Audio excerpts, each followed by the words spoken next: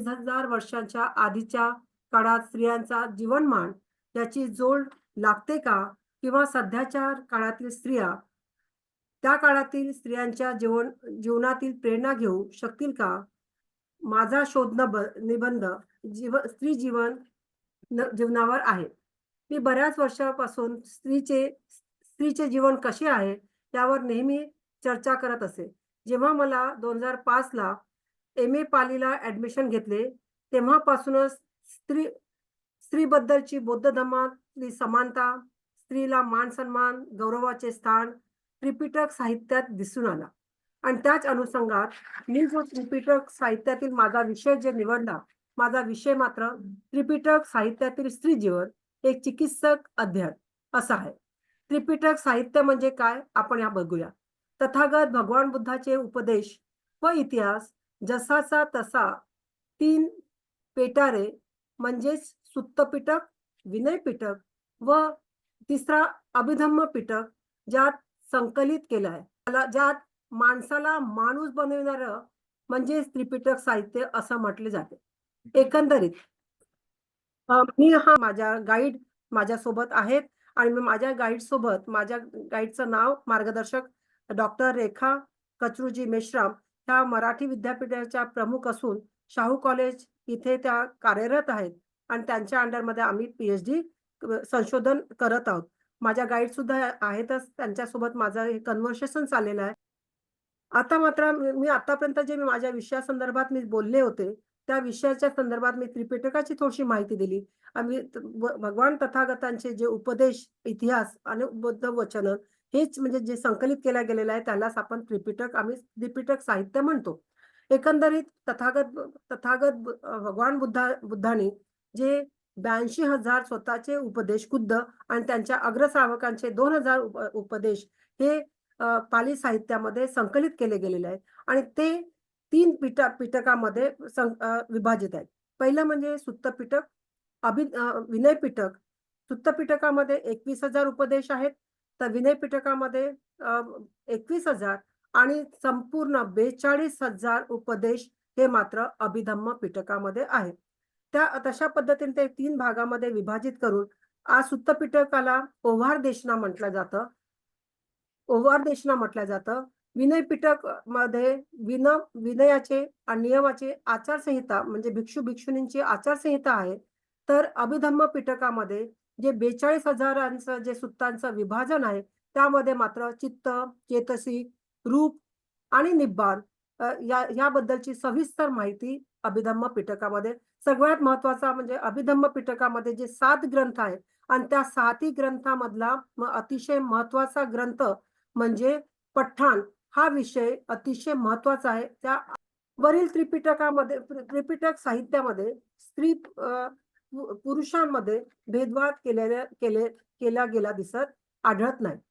यात संयुक्त जर मी आतापर्यंत जे अभ्यासले आहे त्रिपिटक साहित्याचा भरपूर अभ्यास केला, त्या त्रिपिटक साहित्यामधला अतिशय महत्वाचा म्हणजे जो मला ग्रंथ आवडला, तसे सगळेच ग्रंथ अगदी महत्वाचे आहेत, पण त्याच्यामधला जर संयुक्त निकायामध्ये जो 3रा खंड आहे ज्याच्यामध्ये मातृका गाम सुत्ताचं म्हणजे जे सुत्त दिलेलं आहे त्या सुत्तामध्ये मात्र अतिशय महत्वाची माहिती म्हणजे स्त्रियांच्या चरित्राबद्दल आणि स्त्रियांच्या शीलाबद्दल माहिती दिलेली आहे.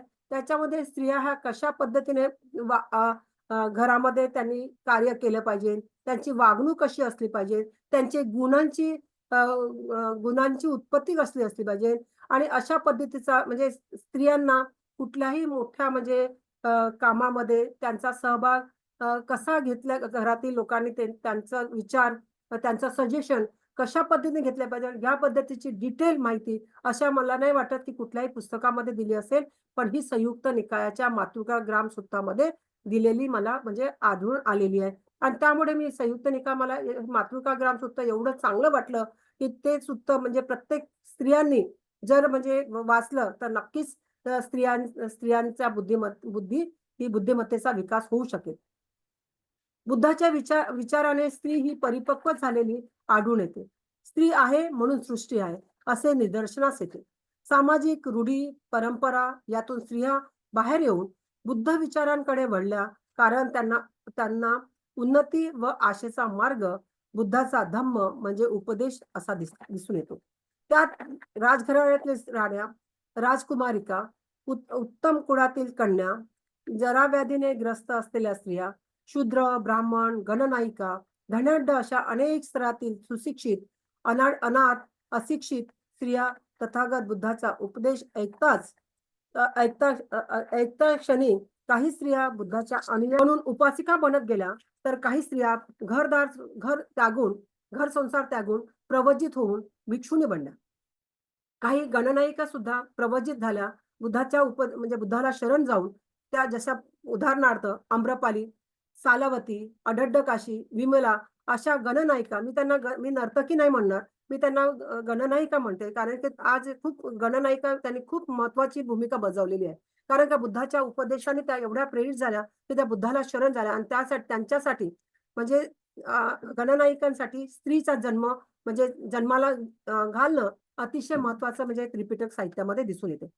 बुद्धाने ज्येष्ठ आज तथागताने जेव्हा बुद्धत्व प्राप्ती झाल्यानंतर त्यांना वाटत होतं की मला एवढा मी चांगला सत्याचा शोध लावला आणि हा सत्याचा शोध लावल्यानंतर मी कोणाला म्हणजे एवढा चांगला उपदेश म्हणजे मी देऊ, कोणापर्यंत मी शेअर करू.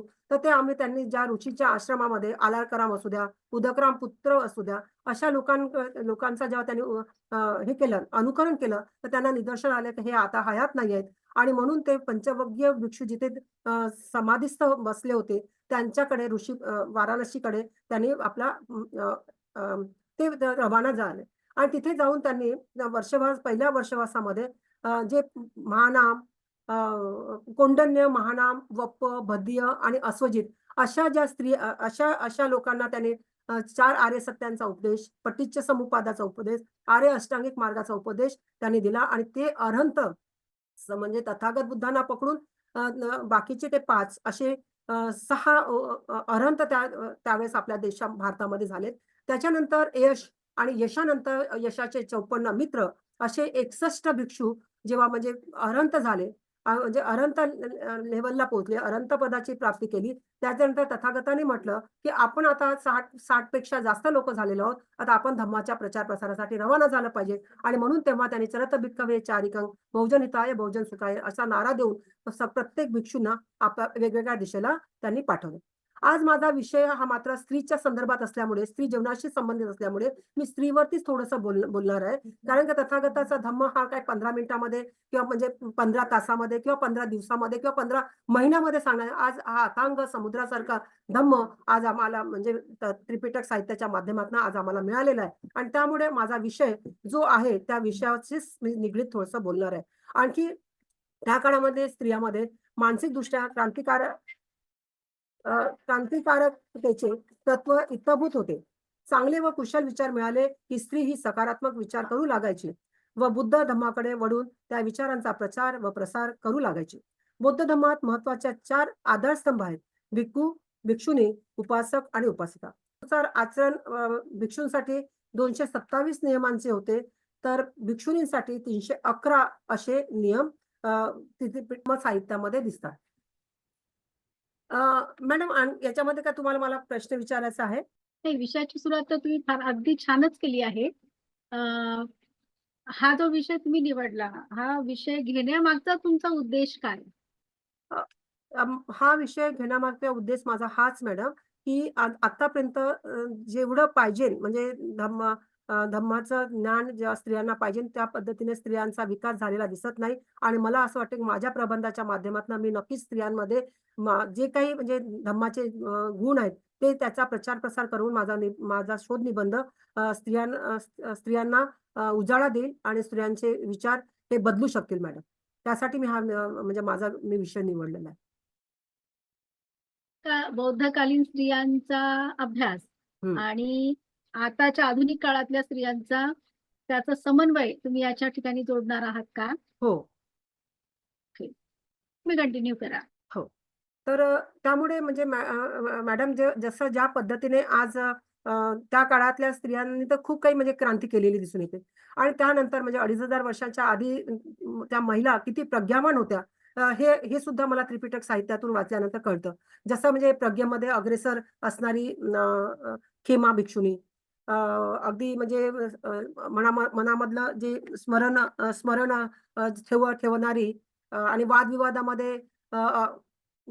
विवादामध्ये अग्रेसर असणारी कुंडलकेशा, शिवाय म्हणजे आंतरिक तिला जे रिद्धी सिद्धी जे प्राप्त म्हणू शकतो आपण, अशी बद्धा कपिलानी, आणि आंतरदृष्टी आंतरिक अद्वितीय स्मरणशक्ती ग्रहण करणारी नंदा, चतुरस्र आत्मदृष्टी असणारी, जसं मगाशी मी भद्रा कुंडलकेशाचं नाव घेतलं. पुनर्जन्म तिला नेहमी स्मरण असं असणारी, आणि रिद्धी सिद्धी प्राप्त असणारी, जसं मी सांगितलं की बद्धा कपिलानी. तसंच अतिशय महत्वाची म्हणजे अद्भुत सूक्ष्मदृष्टी, अंतर्ज्ञान असणारी बद्दा कांचायना म्हणजे यशोधरा. अशा अनेक ज्या भिक्षुणी जे त्या काळामध्ये होत्या मॅडम, बऱ्याचशा म्हणजे उपलवना, जसं मानसिक शक्तीबद्दल शक्तिबल निर्माण असलेली, परिपूर्ण संपन्न असलेली, जिला आपण सायकिक पॉवरमध्ये जी अग्रेसर असणारी, प्रवीण असणारी उपलवर्णा, अशा बऱ्याचशा महिला आहेत की जसं नकुल माता म्हणा, तुमच्या दानशुरामध्ये म्हणजे उपासिकांचं जर उदाहरण घेतलं तर विशाखा म्हणा, सुजाता म्हणजे जसं सुजातेच्या खिरीमुळेच तथागतांना एक बुद्धत्व प्राप्त झाल्यानंतर म्हणजे पहिली जी स्त्री बुद्धाच्या लाईफमध्ये म्हणजे बुद्धाच्या लाईफमध्ये, म्हणजे मी बोधिसत्वाबद्दल नाही बोलत आहे, तर बुद्धाच्या लाईफमध्ये म्हणजे पहिली जे खीरदार, जिच्या खिरीमुळे तथागताला म्हणजे ताकद आली आणि एक चैतन्य निर्माण झालं त्यांच्या बुद्धीमध्ये, आणि त्यांना जे बुद्धत्व प्राप्त झालं, अशी सुजाताचं नाव आपण म्हणजे चांगलं घेऊ शकतो. तर ती मात्र म्हणजे नंतर भिक्षुणी बनली की नाही त्याचा उल्लेख मात्र मला त्रिपिटक साहित्यामध्ये दिसला नाही, पण ती एक खीरदार करणारी अशी महिला मला दिसून आली. शिवाय मॅडम आज ज्या आपण हा बुद्धाच्या काळातल्या स्त्रिया झाल्या, पण त्याच्यानंतर आजच्या काळामध्ये अशा अ, धम्माचा प्रचार प्रसार करणाऱ्या महिला तर दिसून येतात, पण तशा पद्धतीच्या म्हणजे प्रज्ञावान महिला मात्र आज त्या पद्धतीने दिसत नाही, आणि म्हणूनही आज 2500 वर्षानंतर मधल्या काळामध्ये क्रांतिकारी महिला नक्कीच आल्या. जसं आम्हाला क्रांतीज्योती सावित्रीबाई फुले असतील, अहिल्याबाई होळकर असतील. आपण म्हणजे अशा महिलांचे बरेचसे नावं घेतो. पण मात्र खऱ्या अर्थाने जे म्हणजे मानसिक जे स्तरांवरती ज्या आपण अभिधम्म पिटकाच्या भाषेने बघितलं, तर जे मानसिक भूमी संपादन करणाऱ्या महिला, तशा पद्धतीने समाधीमध्ये विपස්සना करणाऱ्या महिला आहेत. पण अजूनपर्यंत सकदानामी म्हणा, सोतापन्न म्हणा, किंवा म्हणजे अनागामी म्हणा, किंवा अरहंत लेव्हल वरती आलेल्या महिला मात्र दिसून येत नाही. पण याच्यामध्ये मोठ्या प्रमाणात समाधीची म्हणजे ज्ञान, मेडिटेशनची प्रक्रिया वाढवण्याची गरज आहे, आणि खऱ्या अर्थाने मेडिटेशन समजून घेऊन ते तरच मात्र अशा पद्धतीचे ज्या भूम्या आहेत, ज्या मानसिक अवस्था आहेत, मानसिक स्टेजेस आहेत, त्या मानसिक स्टेजेसना प्राप्त करू शकतील. आणि त्यासाठी आपला जो म्हणतात ना, माइंडचं एक्सप्लोरेशन, म्हणजे संकुचित माइंड न ठेवता माइंडला एक्सप्लोर करून, म्हणजे धम्म हा बुद्धाचे जे सुत्त म्हणजे बुद्धांनी जे बरेचसे सुत्त दिलेले आहेत, जसं पहिलं सुत्त म्हणू शकता, जसं कसीनं त्यांनी दिलेले आहेत. 40 कसिनांचा अभ्यास सांगितलेला आहे. त्या 40 कसिनाच्या माध्यमातनं म्हणजे जर पुरुषांना आणि स्त्रींना म्हणजे भेदभाव तर केलेला नाहीये. पण यामध्ये जर महिला मात्र त्या पद्धतीने जर मेडिटेशन केल्यात, म्हणजे पहिली आनापान सतीची ज्या 16 स्टेप्स आहेत, त्या 16 स्टेपनी जर आम्ही व्यवस्थित पद्धतीने 3 महिने, बुद्धाने सुद्धा सांगितलेलं आहे, की 7 दिवसापासून तर 7 वर्षापर्यंत तुम्हाला जर कुठल्याही पदाची प्राप्ती तुम्ही मिळवू शकता. पण त्यासाठी त्यांनी कालावधी पण दिलेला आहे. आपण तशा पद्धतीचं मेडिटेशन आज महिला करताना दिसत नाहीयेत, आणि जर त्या पद्धतीने मेडिटेशन केलं गेलं, तर नक्कीच जसं त्या काळामध्ये सगदागामी, श्रोतापन्न, अनागामी, अरहंत अशा महिला दिसत होत्या. आज मात्र तशा जर प्रॉपर वेने बुद्धाचा धम्म आत्मसात जर महिलेने केला, तर नक्कीच मी माझ्या विषयाला सुद्धा मी चांगल्या पद्धतीने न्याय देऊ शकेन मॅडम. Thank you. जय भीम. मला असं वाटतं या बाबतीमध्ये पुरेपूर तुमचं जे काही विवेचन आहे हो. ते पूर्ण आहे. तसा आपला संवाद होतच असतो नेहमीच, हो. आणि त्यातनं तुम्ही अगदी चांगल्या पद्धतीने तुमचं प्रेझेंटेशन देता. तुमचा अभ्यासही खूप मोठा आणि खूप चांगला अभ्यास आहे, आणि पीएचडीचं तुमचं वर्क जे असणार आहे ते खूप छान, आणि आता पुढे लोकांना काय करायचं आहे ते मार्गदर्शन करणारं नक्कीच ठरणार आहे. तो छान आहे एकदम. Thank you madam. ओके. आणि तुम्ही पण आज आपला अमूल्य वेळ दिला मॅडम, त्याबद्दल खूप खूप खूप आभार मॅडम. धन्यवाद. हो, थँक्यू.